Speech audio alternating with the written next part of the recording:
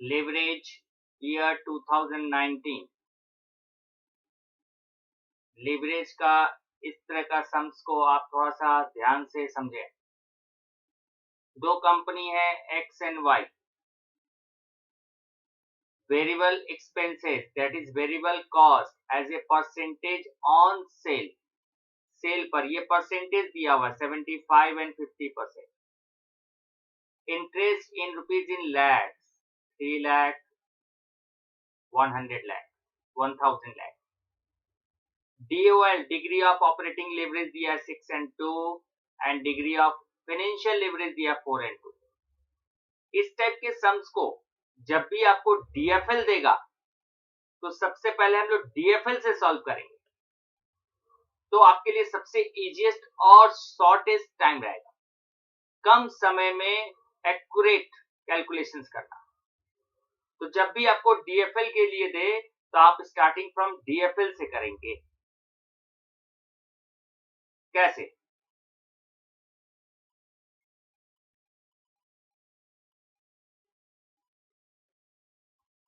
Leverage 2019 step 1। DFL का formula क्या होता है? EBIT upon EBT। नाउ दोनों कंपनी है, आपको एक पॉइंट पर फोकस रखना है।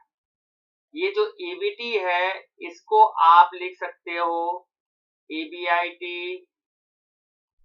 अपॉन EBIT माइनस आई। बस ये इंपॉर्टेंट पार्ट है इस टाइप के सम्स। EBT को हम लोग EBIT माइनस आई लिख सकते हैं। तो आप पूछोगे क्यों लिख सकते हैं, कैसे लिख सकते हैं? तो आपको इनकम स्टेटमेंट जानना है। हम आपको इनकम स्टेटमेंट, क्योंकि हम लोगों को इनकम स्टेटमेंट बनाना है तो हम लोग इनकम स्टेटमेंट को पहले से रेडी कर सकते हैं।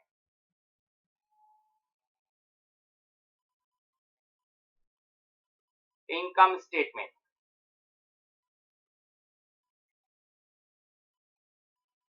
दो कंपनी है इसलिए दो कॉलम बना लेंगे और सब starting from sales less variable cost.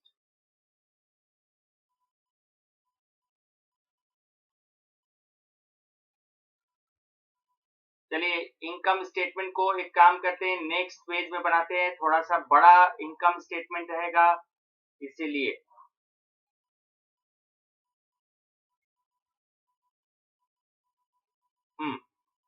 Income statement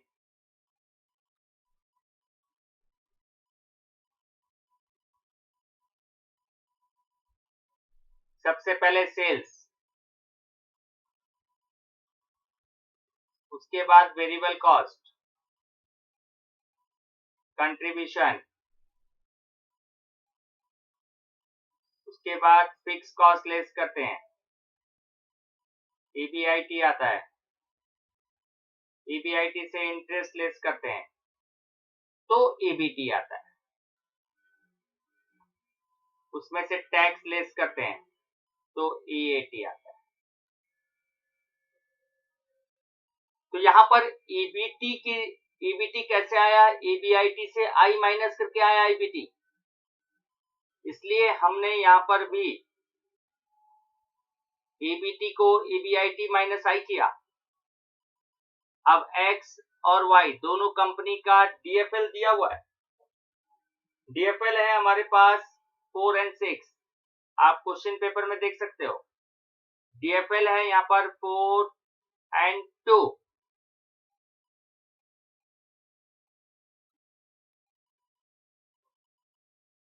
तो DFL 4 है, मतलब EBIT upon EBIT minus I is the 4 और इसका हो गया 2।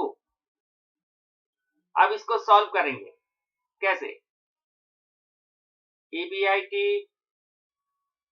is equal to 4 times of EBIT minus 4I और सेकेंड कंपनी का EBIT is equal to 2 times of EBIT minus 2i। मतलब ये फॉर्मूला जो दिया हुआ है इजिकल टू 4 एक बार सॉल्व किया x के लिए और इजिकल टू 2 दूसरी बार सॉल्व किया।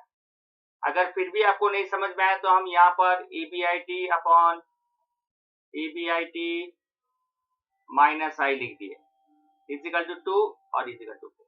बस तब आपको समझ में आ जाएगा। इन दोनों को हमने सॉल्व किया और EBIT इजिकल टू ये 4i को हम इधर ले आए तो इसको ऐसा करते हैं, हम लोग लिख सकते हैं 4i इजिकल टू 3 EBIT और इसको लिख सकते हैं 2i equal to 1 EBIT। Now i is given, interest दिया हुआ है पहले में 300 तो यहाँ पुट कर देंगे 300, i की जगह में पुट कर देंगे 300, that is 4 into 300 equal to 3 times of EBIT और इस पे पुट कर देंगे 2 इंटू 1000 इजिकल टू EBIT और 1200 equal divided by 3 equal to EBIT and 2000 equal to EBIT। तो आपने दोनों का EBIT निकाल लिया तो इसका EBIT आया 400 और इसका आया 2000। तो DFL के फॉर्मूला से याद रखिएगा हम लोग कैलकुलेट करेंगे EBIT। Now step 2, second step follow करेंगे DOL और DOL का फॉर्मूला होता है कंट्रीब्यूशन बाय EBIT। ये फॉर्मूला होता है। तो हम लोग का पहला X कंपनी का कंट्रीब्यूशन बाय EBIT मतलब DOL का वैल्यू दिया हुआ है, गिवन है 6 और सेकेंड कंपनी का भी कंट्रीब्यूशन बाय EBIT 2 दिया हुआ है। तो हम लोग को EBIT अब ये भी मालूम पड़ गया तो हम कंट्रीब्यूशन निकाल सकते हैं। Contribution is equal to 6 times of 400 and contribution is equal to 2 times of 2000 sorry 2000 और कंट्रीब्यूशन इज इक्वल टू 2400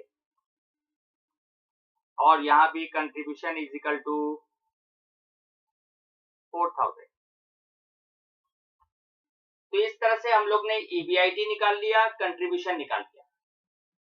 तो हमेशा ध्यान रखिए जब भी इनकम स्टेटमेंट बनाना हो और अगर DFL दिया हुआ है तो फर्स्ट स्टेप हम लोग DFL से स्टार्ट करेंगे।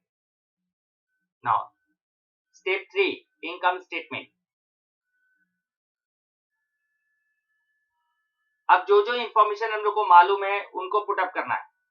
जैसे कंट्रीब्यूशन मालूम है, अभी अभी हम लोग ने कंट्रीब्यूशन निकाला था। कितना कंट्रीब्यूशन निकाला था? 2400 एंड 4000। तो कंट्रीब्यूशन 2400 एंड 4000। EBIT निकाला था, EBIT आया था 400 एंड 2000। EBIT 400 and 2000। इंटरेस्ट मालूम था 300 एंड 1000, 300 एंड 1000। जो जो इंफॉर्मेशन दिया था हमने वो लिख लिया। अब मालूम है सेल्स माइनस वेरिएबल कॉस्ट करते हैं तो हम लोग का आता है कंट्रीब्यूशन।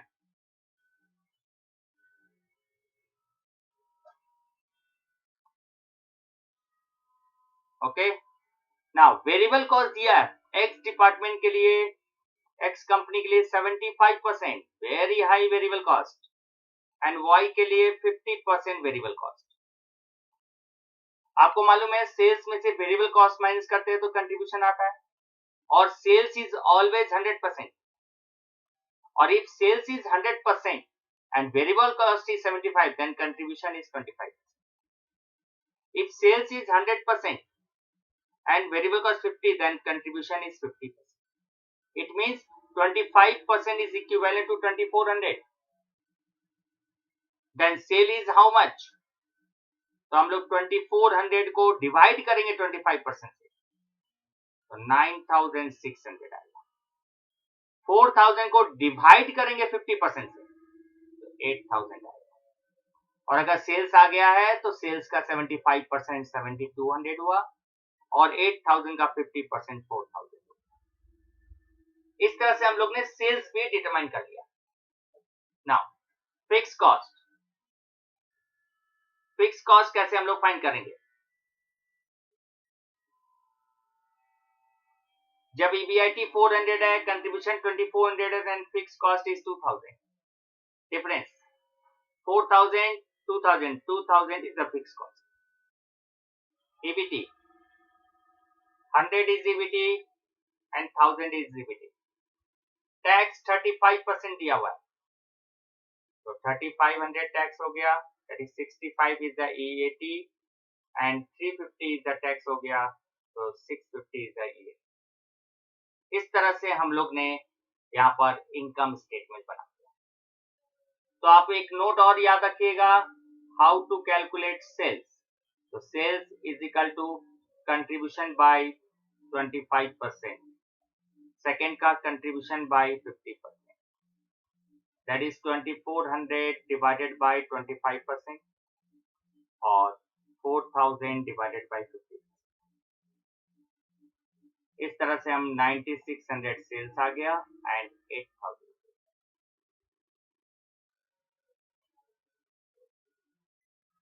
दस मिनट भी नहीं लगेगा सॉल्यूशन करने में, बस खाली सिर्फ ट्रिक्स टेक्निक समझना है। नाउ इनकम स्टेटमेंट, ये फर्स्ट पार्ट हो गया। Second part comment. X variable cost and fix cost of x company as very high. So EBIT of the company is very low.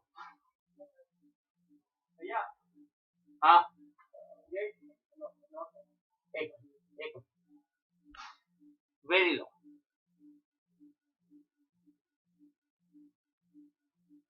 So it recommended to lower the fixed cost and variable cost.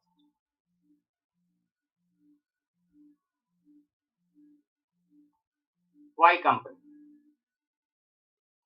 variable cost and fixed cost of Y company has average. So EBIT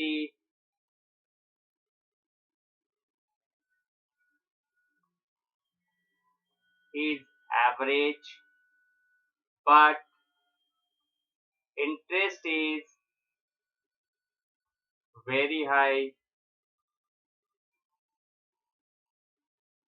So EBT is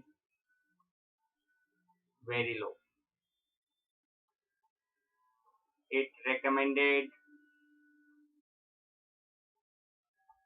to take low fixed cost and low interest interest। तो इस तरह से हम लोग इस sums को present करेंगे। Thank you.